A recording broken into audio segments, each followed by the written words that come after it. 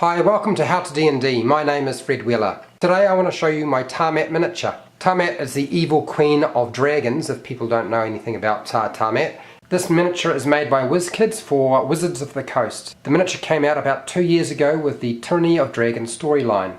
The paint job for Tiamat is what you would expect from a premium miniature. When I first purchased this particular miniature, I kind of considered Tiamat to be a bit small for what I was expecting. When you get a miniature for our demigod, you expect a pretty sizable miniature.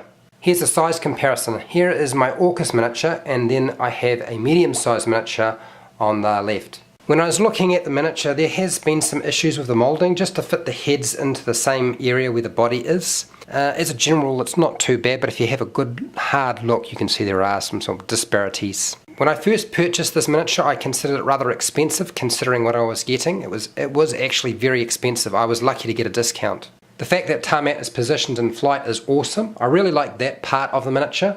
What I don't like is the fact that I feel like that stick or stay might easily break at any time. They have included Tiamat's stinger at the back, as you can see.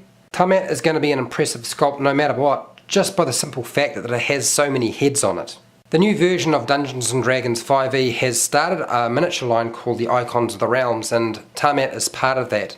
This miniature is classified as a gargantuan-sized pre-painted miniature. There was a lot of excitement when people heard that there was going to be a miniature for Tiamat, and I can understand that. On release, I imagine most of these were sold pretty quickly.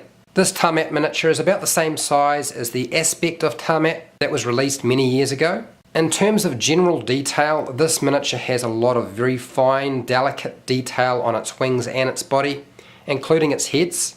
It's kind of a big deal to have a Tiamat miniature for any dungeon master, I imagine, because it is one of those things that is the ultimate challenge for your players. As you might have guessed, Tiamat is a really difficult miniature to store. I find myself having to stick it inside my desk. I have a desk with a cover, and so it sits there along with everything else that I can't store easily.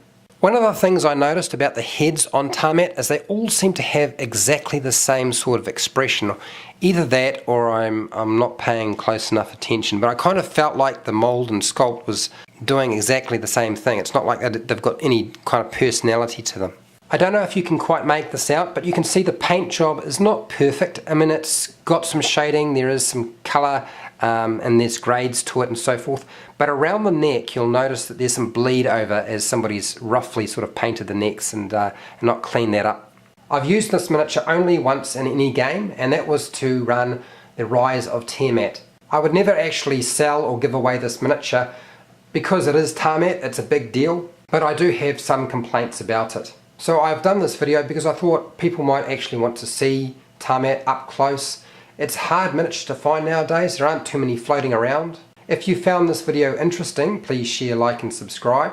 Make a comment below if you have any questions about the miniature. I'll do my best to answer those if I can. Till next time, keep rolling those 20s.